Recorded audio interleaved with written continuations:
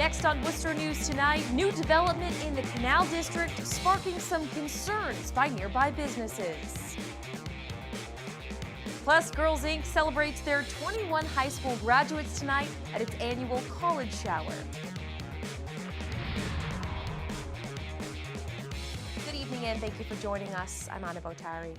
Usually used as a parking lot, the space at the end of Green and Harding Streets in Worcester will now become commercial shops and residential housing.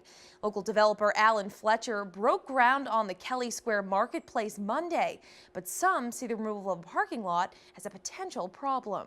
Our Cam Jandro joins us now live with the details. Cam?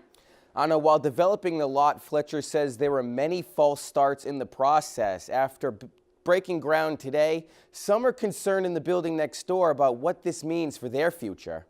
A 70,000 square foot commercial and residential space is coming to this lot on Green and Harding Streets. The Kelley Square Market broke ground Monday morning. Developer Alan Fletcher hopes it's a spark for the Canal District. So it'll be a great place to shop. It'll be a perfect complement to what they've done in the Crompton Collective and with the farmers markets. Only it'll be every day and all year round. The proposed marketplace will feature numerous food vendors, a diner on Kelley Square, and 48 market rate housing units. We have the most visible location in town. People always look at Kelley Square as some massive liability and horror show. I see it as our biggest asset. But building on the lot will eliminate more than 100 parking spots now being used by nearby businesses. Two different shops in the 138 Front Street complex did not want to go on camera, but tell Worcester News tonight they're concerned losing the parking will hurt their operations. Fletcher says they're going to just have to deal with it. They are in the habit of parking on my lot. Now they won't be able to. They're going to have to learn what it's like to live in a real city. Park on the periphery and walk 2 blocks. The developer acknowledges the risk of eliminating parking spots, but says the pros outweigh the cons. The success of my project depends on people parking elsewhere, and I want to make it as easy as them for possible. I firmly believe that the end result is going to be a neighborhood that's the best district in Worcester, and they'll find a place to park. Now, Fletcher says he'll be working to figure out the best possible parking situation. He expects the doors of the marketplace to open for the first time in the fall of 2019. Anna? Thanks, Cam. A man steps up to help a woman held at gunpoint in Worcester over the weekend. According to police, the man saw a woman being held at gunpoint on Seymour Street.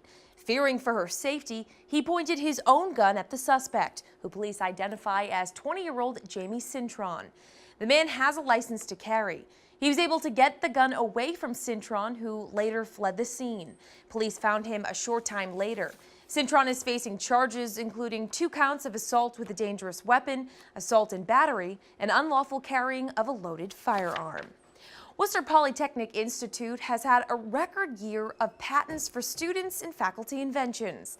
Over the past year, WPI has issued 16 patents, and 42 students have filed for them.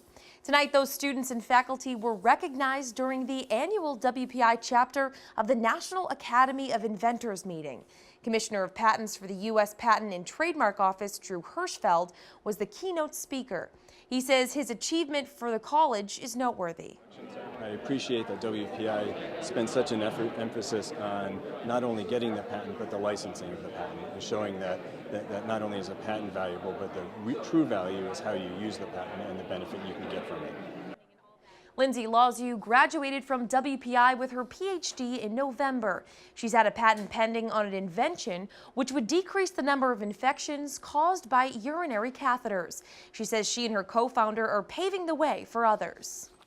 I think a lot of people didn't realize that we had these resources before, and because we've been going through all these processes and suddenly getting more patents in addition to that, I think that a lot of other students are trying to follow suit, and it's a really good way to look at the research because WPI is all about theory and practice. So where is that practice coming in? And I think that that's kind of where we're trying to make an impact with our intellectual property.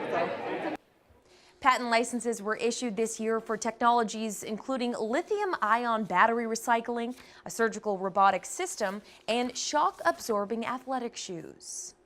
21 Girls Inc. members who are graduating college this year are celebrated during the 7th annual college shower.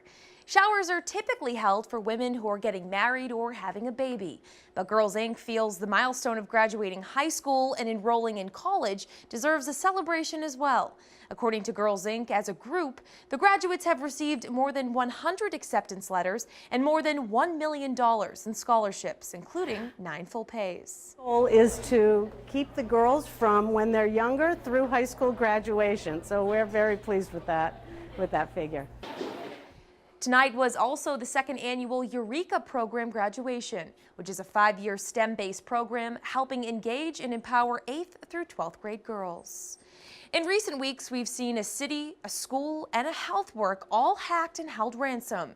In Worcester, experts say large organizations should start taking extra steps to protect themselves for the future. Our Rosalind Flaherty has the story. All it could take is one click of your mouse, and your computer could be hacked, locking all of its data. Someone sends out an email to thousands and thousands of people. And what they're hoping is that you'll click on a link. They'll try to make it attractive to you. You know, it'll be like, learn how you can make more money. Ransomware attacks are becoming more popular. It's where hackers ask for money in order to unlock your computer. Last month, Leominster Public Schools paid $10,000 to Bitcoin ransom hackers. The city of Atlanta was also hacked and was asked to pay $51,000. And a health network in Indiana paid $55,000.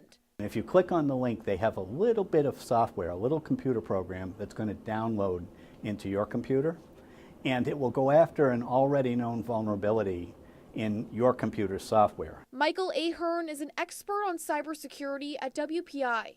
He says hackers are going after large organizations in order to collect more money. Suppose you're a hospital and you have a huge obligation to keep patient records, and unfortunately, you should have backed them up, but you didn't maybe, or what have you, who knows, right?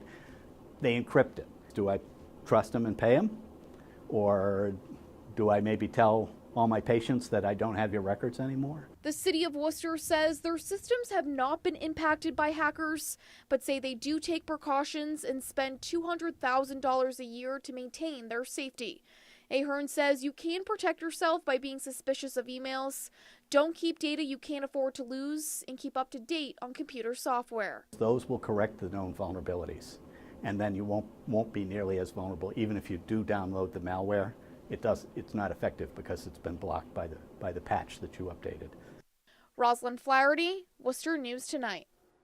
A community activist group is hoping for a little more time when it comes to the possible demolition of a historic church.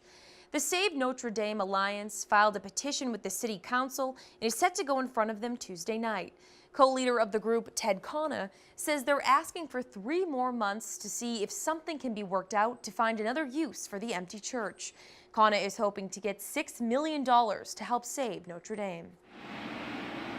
We will look for grant money from state and federal sources. We will also look for charitable money.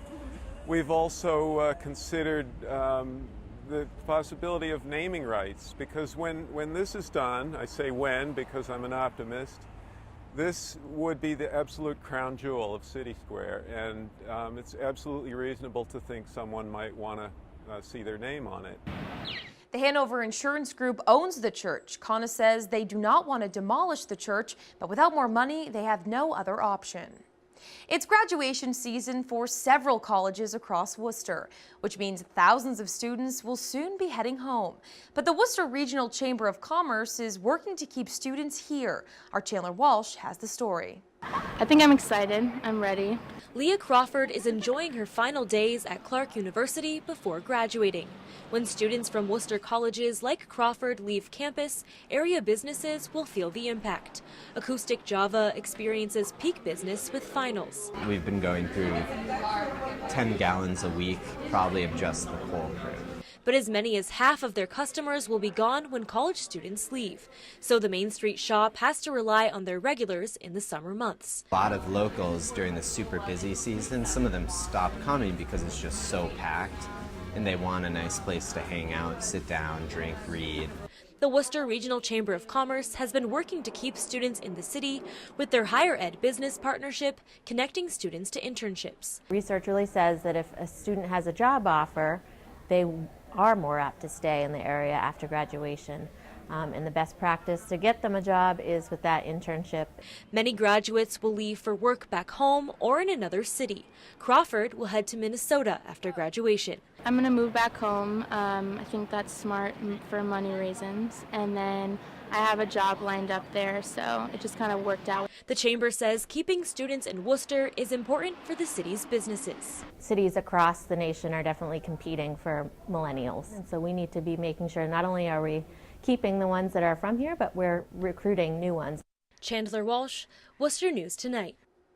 It's been almost 1 year since the city of Worcester opened its first dog park, and today many people were out enjoying them in the warm weather. At the Vernon Hill Dog Park, 2 4-month-old huskies, Gara and Nala, were able to run freely while their owners soaked in the sun.